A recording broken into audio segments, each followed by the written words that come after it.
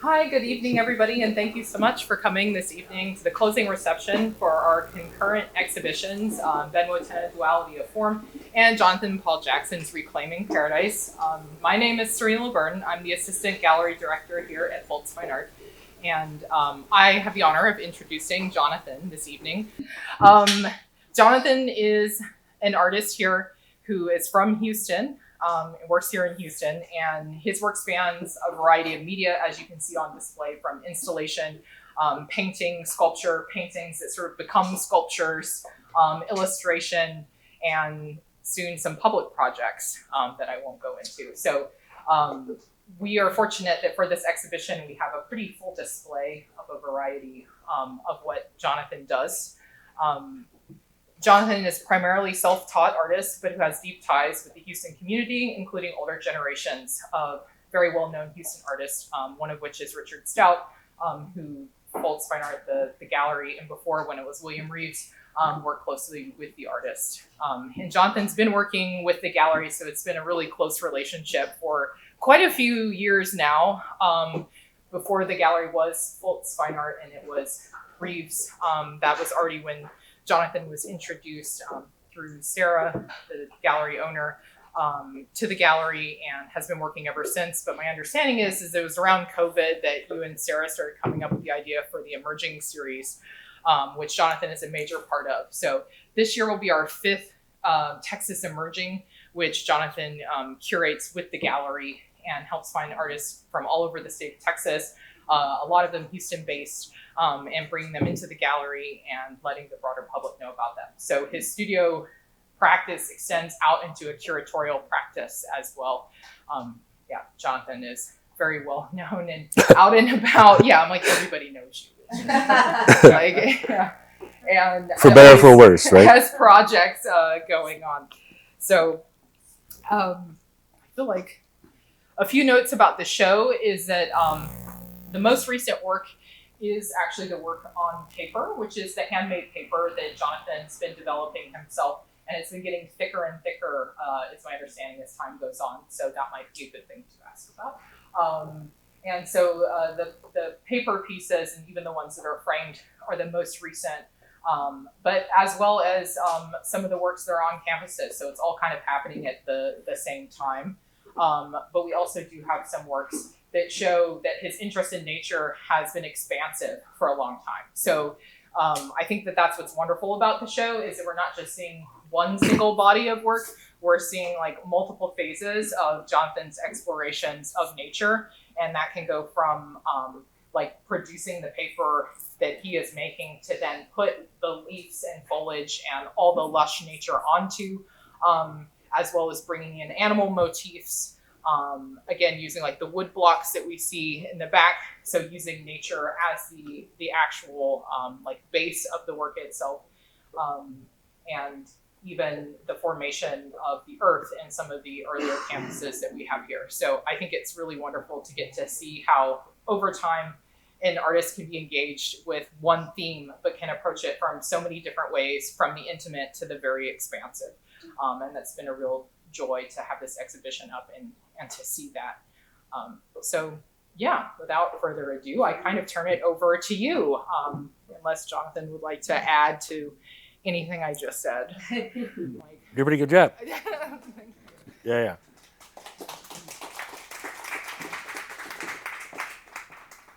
Yeah, I guess before we get started with the Q&A, my name is Jonathan Paul Jackson. I'm an artist from Houston, Texas. Nature is my passion. It's my love. There is a lot of reasons why I love using nature. I'm mixed race. I'm half black, half white. The white side of my family took me to national parks from like a very young age. I grew up in West Texas at a very young age, so like nature was always around me during like that core development time of your life, whenever you're really like honing in on like what memories are and what's inspiring to you. And so as an artist, like that's what like we do, right? Like we elaborate on what's interesting to us. And nature is super interesting to me. And so I elaborate on that as much as I can based on like core memories that I've had, and then also based on, I guess, like being mixed race and being raised by the white side of my family and starting to meet more people of color and listening to their stories with nature and the forest and the woods, as we call them. Like the relationship between black people and the woods is not great. And so whenever I would talk to them about it, they'd be like, "What are you talking about, dude? You go camping? Like, what? Like, nah, man. Like, we don't go anywhere near the like, nah. Like, bad things happen to people like us in the woods." And it was a cultural shock. Like, I really had to take a step back and be like, "Wait, nature's for everyone. Like, it's for everyone. Like, there's no white person sitting in front of like a national park being like, you can't come in." But because of like what racism has done to this country, it's made it so black people feel that it doesn't even belong to them. And so the more that I can put that in my work, and the more I can like hyper focus in on it, and the more that I can allow, or I should say, the more I can let young black artists know that they can make work about nature. It just doesn't have to be figurative work. It doesn't have to be about being black. Like, you can be black and make work. It doesn't necessarily have to be about that. And so that's another reason why I like really push like nature in my work. Not only because I love it, but because like it's important for other black artists and other artists of color to know that like just because you don't have like a black portrait in your work or a portrait of the color, the ethnicity you are, like doesn't mean it's not black or whatever it is. Like, it's black because you made it and you're black. And so the more that I can like rise, the more that I can get more recognition by doing that, the better I think it is for a lot of young black artists that want to do abstract art but don't feel they belong in that world. Whenever they do belong in that world, like just like in nature, like we all belong in everything.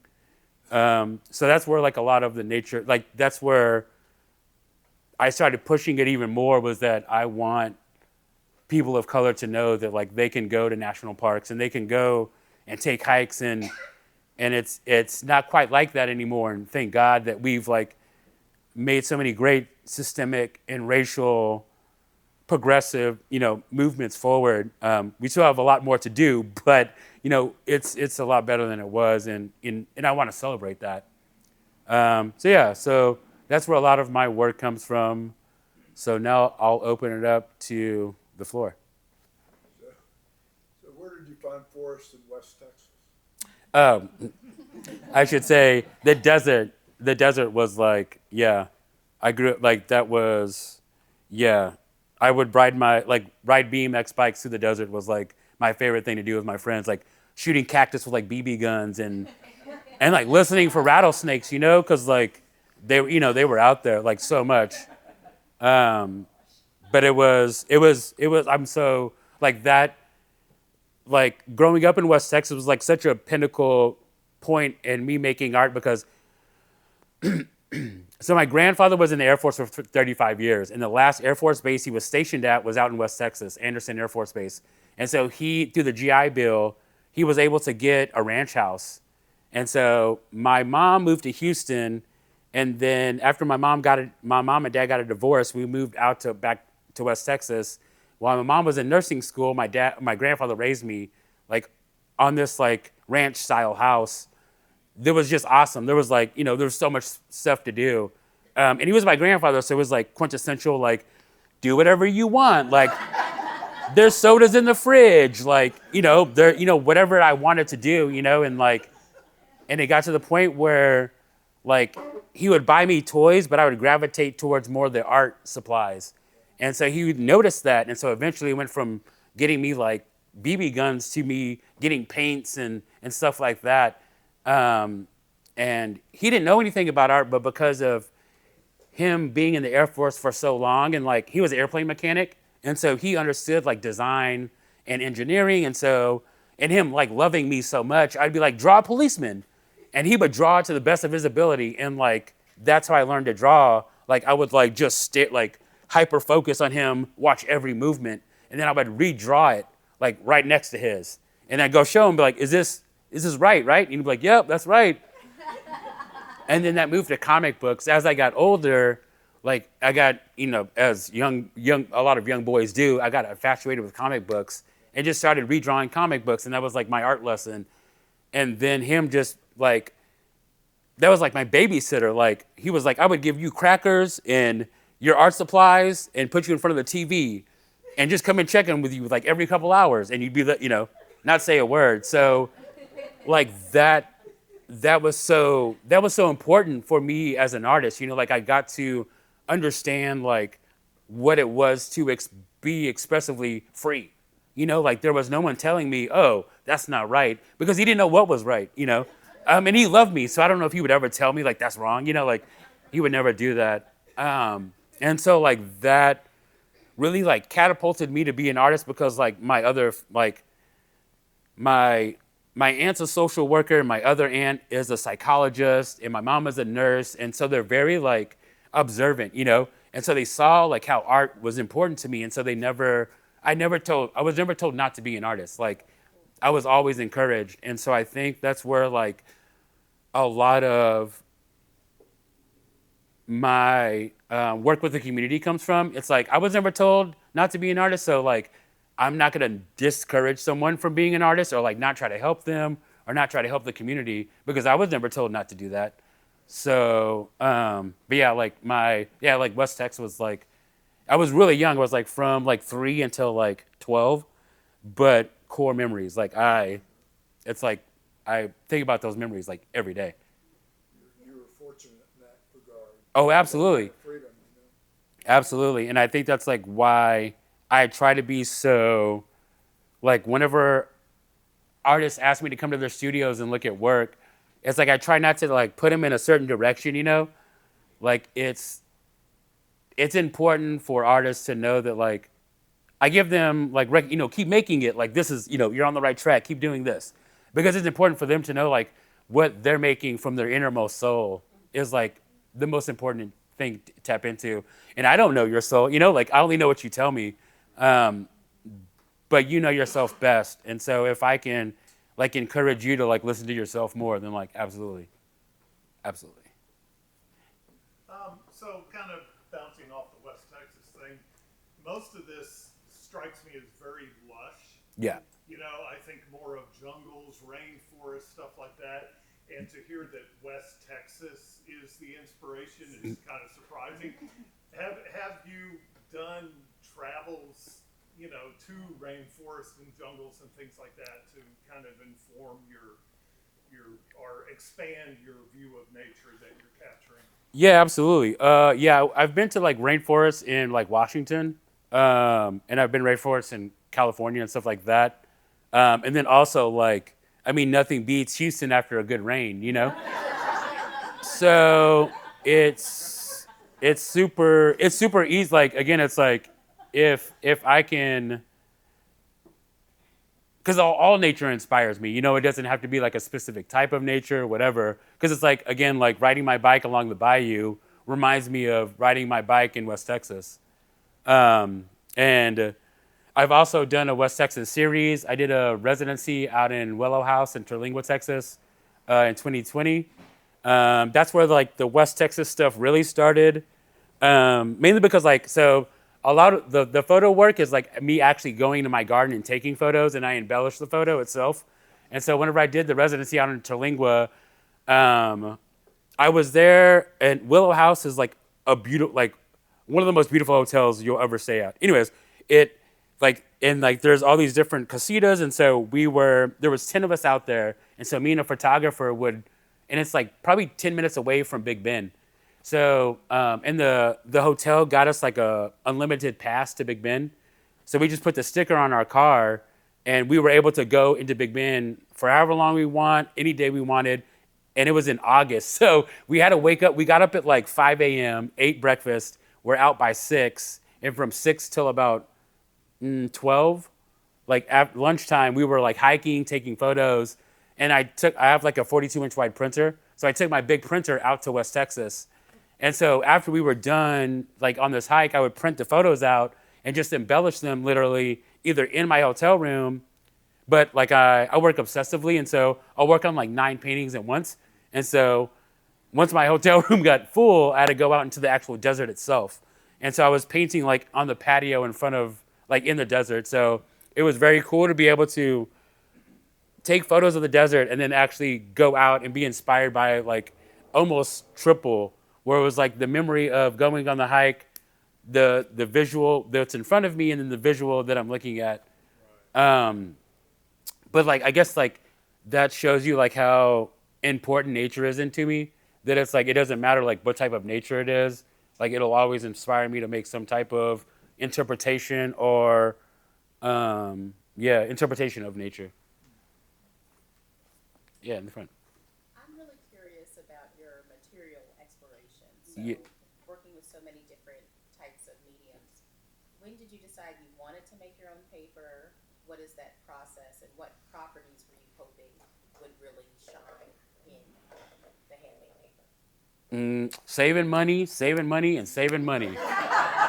It it's super hard to be an artist that's like obsessive about making art and not having material. Like you have to like in order to keep making that work as much as you want to make it, you have to forget that like or you have to like redefine what the perfect surface is. I don't know. This door could be the perfect surface. This piece of plywood could be the perfect surface. I don't know. You don't know until you try. And so for me, it was about like, let's back up. Money is important. Also, like I was going through imposter syndrome because I don't have a degree in art, and me trying to compete in this thing called like the fine art world. Like, I was hanging out with people like went to Cooper Union and Yale and, Harvard and da-da-da-da-da. And here I am, like, I barely graduated high school, so like, where do I fit in? And like, how can I. And so my friend, or one of my mentors, Christopher Sprandio, he teaches at Rice. And so he was like, you love science, dude. You love nature. You love biology.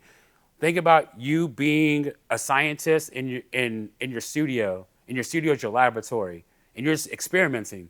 You pull stuff in, pour stuff on it. It doesn't work. If you don't show it, no one knows you messed up. And like, that's like how, failures come and go. Like, but it's really about just like getting it out. Like, it doesn't matter if you're like painting on a door or whatever, or I've painted on car doors. I've painted on everything. But where the paper making came from, that was like, again, like me having imposter syndrome and like being like, all right, it's a cool painting, but what else? Like, why is it worth $3,000? What can I do to make something, give it like this monetary value that's like worth these people spending like X amount of, this much money on it. And I was also like, there's a gallery here called Anya Tish, and she's like obsessed with process. She like loves process. And I was like wanting to be in that gallery so bad. So I was like, all right, this is it. And so like, I was like, this is so heavy process, because how the paper making is, we're gonna cut on this part of the video. How the paper making is like, I rip up old paintings and old pieces of paper, and just like you would make paper like in school, and it's like really thin, like I do that, but like times 10. And so I make the pulp in a trash can with a concrete blender. And so once I have enough pulp that's like, probably in order to make these like really like the 2-inch thick pieces, it's I have to use like 95 gallons of pulp. And so after about 2 months, month and a half, it's done drying. It's fully cured. But like that is also like being an artist. It's like I like love to make art, and so it's like super. It's taught me so much patience, because like in order for the paper to dry, like you have to wait. You can't, it's like I want to flip it out of the mold and like start working on it, but it's like you have to wait. I'm like touching it like every day. Is it dry now? Is it dry now? It's like, no, it's been a day, dude. You idiot. Anyways, so but yeah, like the paper making stuff comes from like the lack of self-worth in my own work, and then like me wanting to put more into it, and then me like loving how the paper itself came out. And again, like me loving nature so much, it's like I want to be inspired by nature constantly. And if I can like contribute to it by recycling paper and helping the earth, I'm doing a small part. But if I can help nature to like help me keep making work, then like, yeah, absolutely. Absolutely. Yeah, thank you. Anyone else? I have one. You mentioned how you would match your grandfather's drawings. A lot of the fill-in is those circles. So did that come from that, or did that like come from something else? And why do you use that pattern?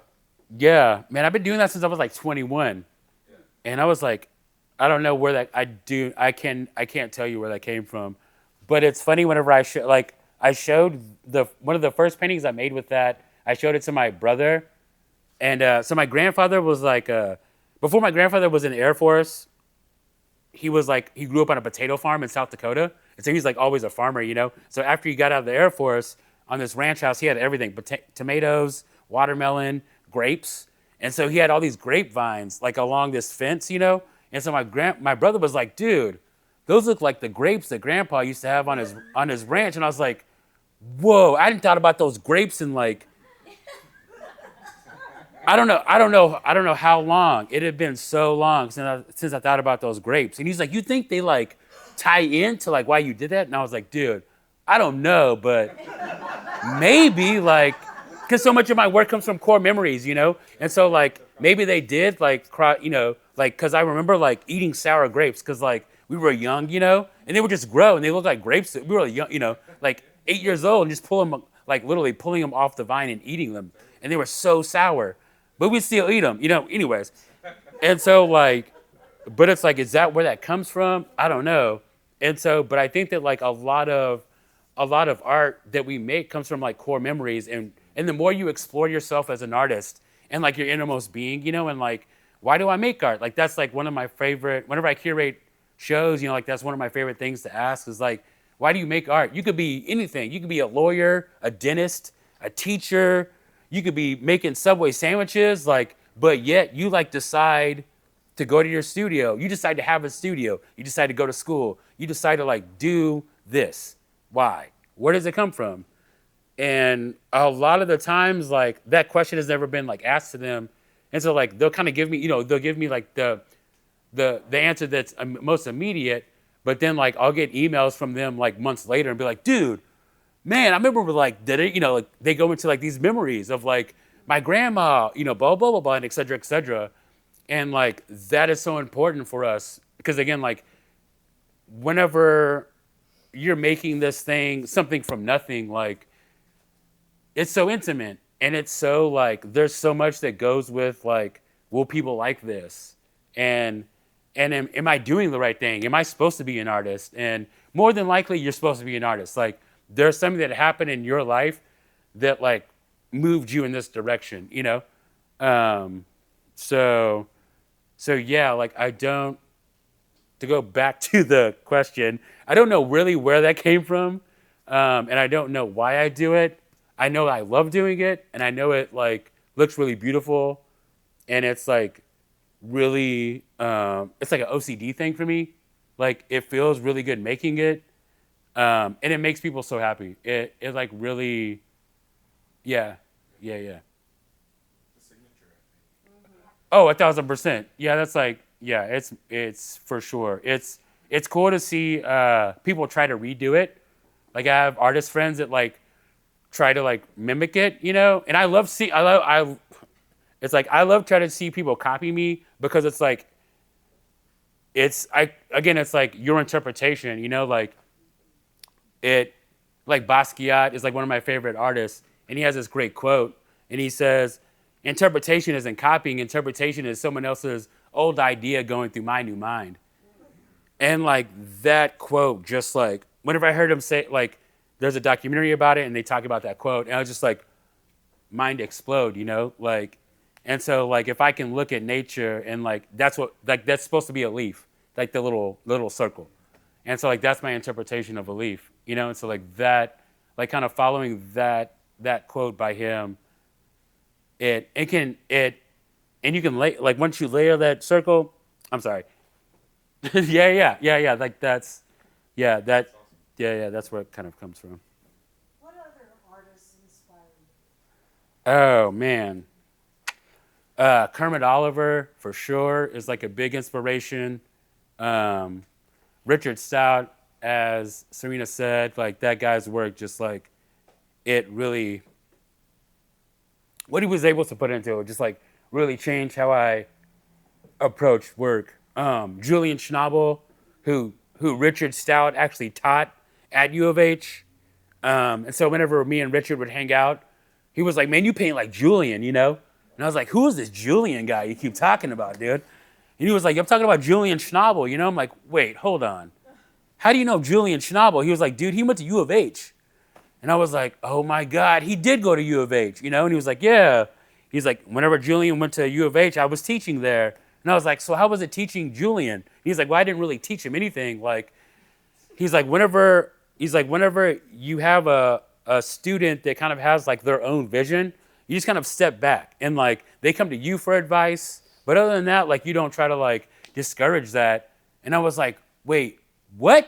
That can be art school?" Because like I always had like a bad relationship with art school. Like again, like being taught to be so free, and then like you got to draw it like this. Now I'm gonna draw it how I want to draw it. I don't care who you are, blah blah blah. But then to know that like in college, like it was different than high school art. Like high school art is so like you got to draw it like this. But college art, and Richard said this, he was like, "Nah, man, like we just let you do whatever, dude. Like as long as you turn in the projects whenever we ask, we don't care." And I was like, "Whoa, that's awesome. I'm still not going to school, but that's really great that like teachers are like that, because especially with art, you know, it's like how does that teacher know what type of art that artist is supposed to make, you know, like and then like if that artist can't articulate what they're really feeling, then again, how can that teacher know like what that artist is supposed to really make?" But yeah. Anything, and it could be a curatorial question as well. I'm open to those as well. In the back, Benji? I'll ask you a curatorial question. Sure. How has working with other artists and curating other artists' work influenced your making? And talk about that Yeah. of your practice. It's really awesome just because of like I was already open to like using crazy materials, but the more artists I meet, I'm like, "Whoa, what? That can be art?" Like I love going into an artist studio and being like, "What? That can be art?" Like it's just really wild. You know, it's like, and I think that like that's like what I love about art is that like I'm always like, that can be art. Like I think that's why I'm like, it's my passion. Like and it's so beautiful to me. Like I'm open to like understanding like what art can be. And I think that's like why a lot of the shows I like curate are successful for the artist and the gallery or the organization I'm working with, is because of like whenever I curate big group shows, I really try to put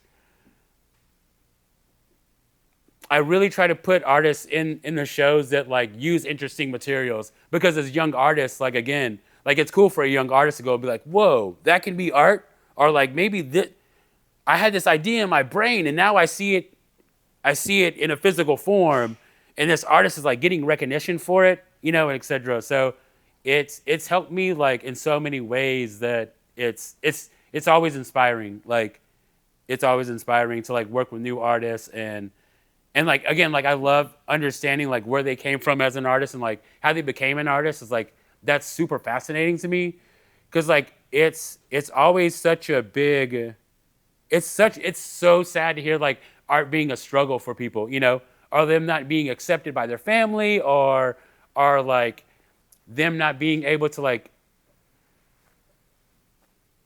articulate what's going on in their imagination like well enough, you know. And so if I can be a part of that, like helping them figure out how to articulate that, then yeah, absolutely, 100%. Anyone else? Jonathan, when you start on a piece, do you do a preliminary sketch? So we have an idea, no? No sketch. Yeah, no, I don't sketch out anything. It's that's like too. It's like that's like too frustrating. I think it's like it puts too much pressure on the painting itself. And like for my work, it's like it's a lot of my work is like abstract based anyways, you know. So for me to like, I'd have to be super crazy to like be able to sketch out an abstract painting, and so it's also easier for me to just able to like start, you know, like my. I was just telling some of the staff from the gallery, like my brother just had his first kid, like 3 years. She's like 3 now, and she's so awesome. She like loves to just pour the paint on the paper, you know, and she just loves to hear the paint going on, you know, like it's not really about painting yet, you know, but she just like loves hearing, you know, doing it. And I'm like, I relate. I get you, girl, you know, like, and it's just like, and I think that's like part of it is just like, what can this be? Like, what can I make? Like, what will, you know, what will this be is like something that I just like, I love asking. And so like, again, like my friend, my mentor, Christopher Sprandio, also was like, again, I was stumped, and he's like such a good mentor, and he was giving me all these exercises to do. He was like, go to the park and get a sketchbook and look up at the clouds and sketch the clouds, sketch what you see in the clouds, and do that for an hour. And he's like, if you're not inspired after that, I got some other stuff for you. But like, that's kind of how I paint, whereas like, I just add the paint, wait for it to dry, kind of stare at it for a little bit. What it rises, I draw on top of it with oil pastel stick, and then that's what it is. Yeah. Yeah. I mean, you talked about pretty much if it doesn't move, you'll paint on it. Yeah. Right? But what is the importance of you to seeing that surface or support as part of the work? You know, you could choose to hide that or obliterate that and just be the painting, but it appears that, you know, I can identify what you're painting on almost in every case. Yeah. Again, money, dude. Like, I'm not trying to like paint over it so much that I use all my material up, you know, and like painting on metal and all this stuff, like the ink and all that stuff like really soaks into the paper. And so, and then it's also like, wait, did he paint on that? Like in like so much of my work, like I want people to investigate it. Like I want, like my favorite thing to do is like, I like whenever people are like, what if I can make someone like kind of like figure out like what the, you know, that's it. Like, I don't care if you love it, you can hate it, but if I like made you try to figure out what's going on, like that's my end goal. That's my end goal. But yeah, so that's why I leave a little bit just because I'm broke and don't want to use all my material. But then I also want you to investigate it. And so I leave a little bit peeping out. So it's like, wait, what is that? How did he make paper like that? Like, that looks pretty stiff to be paper, et cetera, et cetera. With that rawness, there's a lot of using that rawness of the materials, and I was thinking about the corrugated cardboard, when you peeled it away and then leaving the cardboard exposed and having this inside, it creates this whole other dimension, and the way that you play with that, with the different use of materials is, Yeah, it's about it's like investigating it. You know, it's like I want you to have, like, not to sound egotistical, but I want, instead of having a TV, I want you to have one of my biggest paintings above your fireplace. And then that's your TV, because what happens is, like, a lot of people buy my work, and then I'll get emails every so often. Oh, I see this now. I see this now. Oh, my kid sees this now. My kids, you know. And so, like, what I hope my work does is, like, it's not too articulate and not too intelligent enough that, like, so my opening, whenever I had my opening, there was a child drawing this diptych that I did. And that was just, like, so, I was, like, about to cry, you know, just because, like, what? This little girl's, like, drawing my painting because she wants to draw it, and it's, like, that's just, like, that's the best to me, you know? So the more that I can make people fall in love with the work just as much as I did, the better, you know? So like if I can paint on something that's found or are very odd to make you investigate it, and then you're like, oh, whoa, like, whoa, that can be art? this can be art, I can make art. At the end, like, I want you to feel that you can make art, because anyone can make art. Like, it's, you know, I just got lucky that some gallery decided to put some prices on my stuff. That's all that is. You know, but that's how I started. Like, I just wanted to make art. Everything around here just seems to be so joyous, joyous and greens and are you happy when you're, or are you feeling anxiety or I don't know? What do you feel? Yeah, making art takes away my anxiety. I think that's why I'm obsessed with making it. Is it's like I feel my most inner peace whenever I'm creating. And so if I can always like be in that moment, then yeah, absolutely. Like, I don't, you know, it's like turn on the news, got to watch the news. Oh my God. Like, dude, I'm going to go back, you know, I'm going to turn the news off, put some music on, smoke a little joint, and then go back to making art. Because like, that's, you know, like that's more healthy to me than watching something that I can't solve, you know? Like there's all these things going on in the world that like I can only do so much for. And and again, I work with the community and I like to work with artists because I want to make sure artists know that like, I believe in you and other people believe in you too. And like, you are worthy to make art. So yeah, like all that comes from like, it's joyous because I'm happy whenever I make it. Yeah. Anyone else? If you want to share this, what do you want to explore next? So my next show, March 22nd, is at Sandman Gallery. And it'll be all my Afrofuturism work, which is way different than this work. There's some elements that I use in that work. But yeah, right now I'm working on a whole new series of Afrofuturism work. That's what I'm exploring now. Sandman Gallery, it's by U of H downtown. I'll send you the info. Yeah. That's end of March? Mm-hmm. Yeah, March 22nd. Coming up soon. Yeah. Anyone else? Awesome. Thank you so much for coming. Yeah. Please enjoy the rest of the show.